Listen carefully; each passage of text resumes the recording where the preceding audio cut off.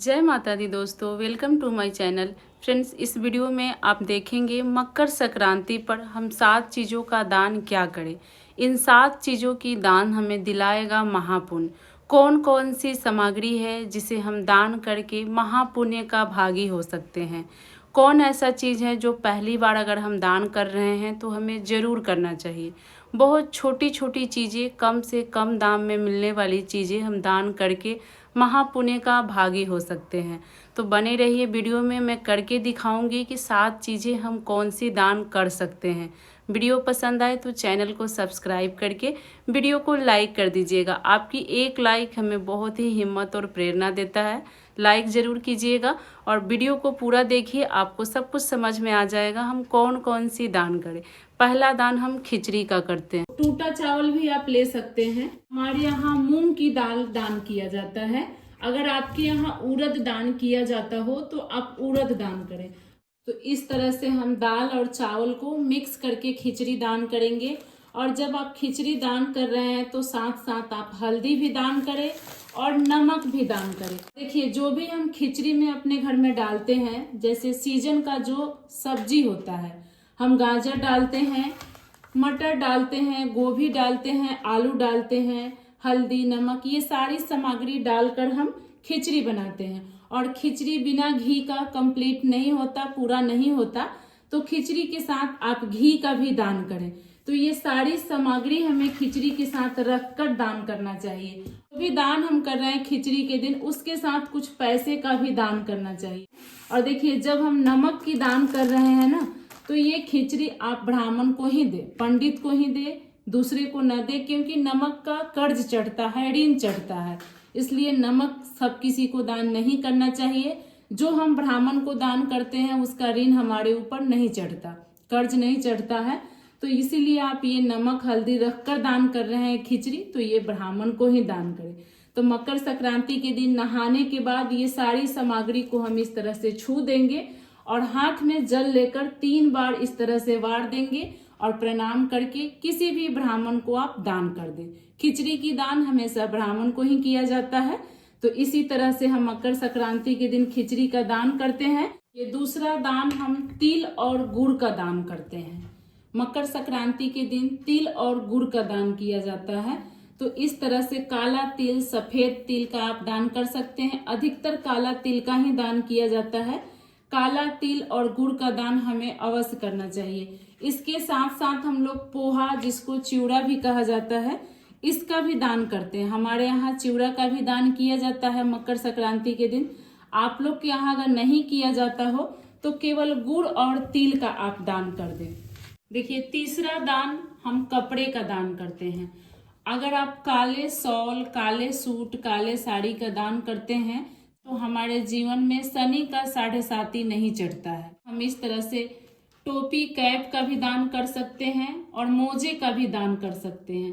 तो इस तरह से लाल और काले मोजे मिलाकर भी आप दान कर सकते हैं, जिससे शनि का प्रकोप भी नहीं रहेगा और सूर्य भी हमारे ग्रह में, हमारे जीवन में सही रहेगा। देखिए, दान हम कंबल का करते हैं। तो लाल, काला, इस तरह से आप कोई भी हल्का भारी जैसा भी आपको सकान हो, इस तरह से आप कंबल का दान कर सकते हैं।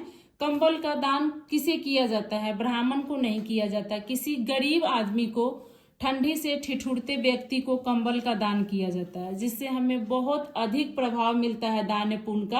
हम पीतल का बर्तन कर सकते हैं। इस तरह से आप पीतल का छोटा छोटा दीपक दान कर दीजिए। भगवान का छोटा भोग लगाने वाला प्लेट दान कर दीजिए, जिसका बहुत ही अधिक प्रभाव होता है। किसी को भी आप दान कीजिएगा, जो इसमें जोत जलाएगा उसका पूरा प्रभाव, उसका पूरा पुण्य फल आपको प्राप्त होगा। तो इस तरह से भगवान की भोग की प्लेट भी हम दान कर सकते हैं और दीपक भी दान कर सकते हैं। श्रीफल, जिसका दान हमें अवश्य करना चाहिए अपने जिंदगी में। अगर आप कभी मकर संक्रांति पे दान नहीं किए, पहली बार दान कर रहे हैं, तो सबसे पहले आपको खिचड़ी के साथ एक श्रीफल का दान करना चाहिए। 14 की संख्या में भी कर सकते हैं और 1 की संख्या में भी कर सकते हैं। कभी दान नहीं किए हैं, पहली बार कर रहे हैं, तो इस तरह से गोले वाली नारियल ले ले, आप पानी वाली नारियल ले ले। नारियल का दान हमें करने से अगले जन्म में अच्छे सुख सौभाग्य की प्राप्ति होती है। अच्छा रंग रूप की प्राप्ति होता है। ये अगला दान हम सप्त धान 7 तरह की अनाज का दान करते हैं। ये भी दान बहुत अच्छा दान होता है। जो सीजन का अनाज होता है और कच्चे अनाज की हम दान करते हैं। जैसे 2 दाल वाली अनाज की दान नहीं किया जाता है। धान में आप सबसे पहले मूंग की दान करें। हरी मूंग का दान मोती के बराबर होता है, तो सप्त धान में हमें मूंग का दान करना चाहिए। दूसरा हो गया गेहूं, जिससे आटा बनता है, तो गेहूं का दान भी बहुत भारी दान माना जाता है। तो मैं थोड़ा थोड़ा आपको दिखा रही हूँ, आप अपने हिसाब से ज्यादा भी कर सकते हैं, कम भी कर सकते हैं। उसके बाद हमें चावल का दान करना चाहिए, और चावल दान करने वाला जो चावल होगा वो टूटा हुआ नहीं होना चाहिए। जो पूजा का हम चावल लेते हैं वैसा खड़ा चावल हमें चाहिए, टूटा हुआ चावल नहीं होना चाहिए। तो धान में हमें जौ का दान जरूर करना चाहिए। जौ ऐसा अनाज है जो पृथ्वी पर पहली बार हुआ था, और जौ सोने के बराबर होता है। जितना भी हम जौ दान करते हैं ये सोने के बराबर तौला जाता है भगवान के पास। जौ को ज्यादा भी दान कर सकते हैं, जैसे 1.25 किलो, 5.25 किलो, अपने हिसाब से जौ का दान आप कर सकते हैं। ये सोना के बराबर होता है, और मूंग को मोती के बराबर माना जाता है। उसके बाद देखिए, ये उजला छोला, मैं आपको उजला चना छोला दिखा रही हूँ। इसके जगह पे आप दूसरा अनाज भी ले सकते हैं, बाजरा भी ले सकते हैं, कोई भी मक्का भी ले सकते हैं, काला चना, जो भी मेरे पास अभी था वही मैं आप लोग को दिखा रही हूँ। इसके बदले आप दूसरा अनाज भी ले सकते हैं। और काला तिल हमें जरूर दान करना चाहिए। सप्त धान अगर हम दान कर रहे हैं, इसमें काला तिल जरूर होना चाहिए। काला तिल का ही सबसे बड़ा महत्व होता है मकर संक्रांति के दिन। तो सप्त अनाज अगर आप दान कर रहे हैं, सप्त धान, तो सबसे पहले जौ, मूंग, गेहूं, चावल और तिल, और ये चने के बदले आप दूसरी अनाज भी ले सकते हैं सप्त धान में। उसके बाद है श्रृंगार की सामग्री। श्रृंगार की भी सामग्री आप 14 की संख्या में दान कर सकते हैं। नहीं तो इस तरह से 14 की संख्या में आप प्लेट बनाकर श्रृंगार की सामग्री की दान कर सकते हैं। नहीं तो अलता, चूड़ी, बिंदी, सिंदूर, या एक एक मेहंदी हो गया, या फिर नेल पॉलिश हो गया, लिपस्टिक हो गया, कुछ भी श्रृंगार की सामग्री आप एक एक की संख्या में भी दान कर सकते हैं। और इस तरह से आप टोकरी बना लीजिए, प्लेट बना लीजिए, 14 की संख्या में श्रृंगार की सामग्री रखकर आप दान कर दीजिए। नहीं तो इस तरह से आप चूड़ी के डब्बे भी 14 महिलाओं को, 14 सुहागिन महिलाओं को आप दान कर सकते हैं। नहीं तो आजकल लोग सिंगल कड़ा पहनते हैं, तो सिंगल कड़ा भी आप दान कर सकते हैं। अपनी सामर्थ्य के अनुसार है, लेकिन श्रृंगार की सामग्री हमें जरूर दान करना चाहिए।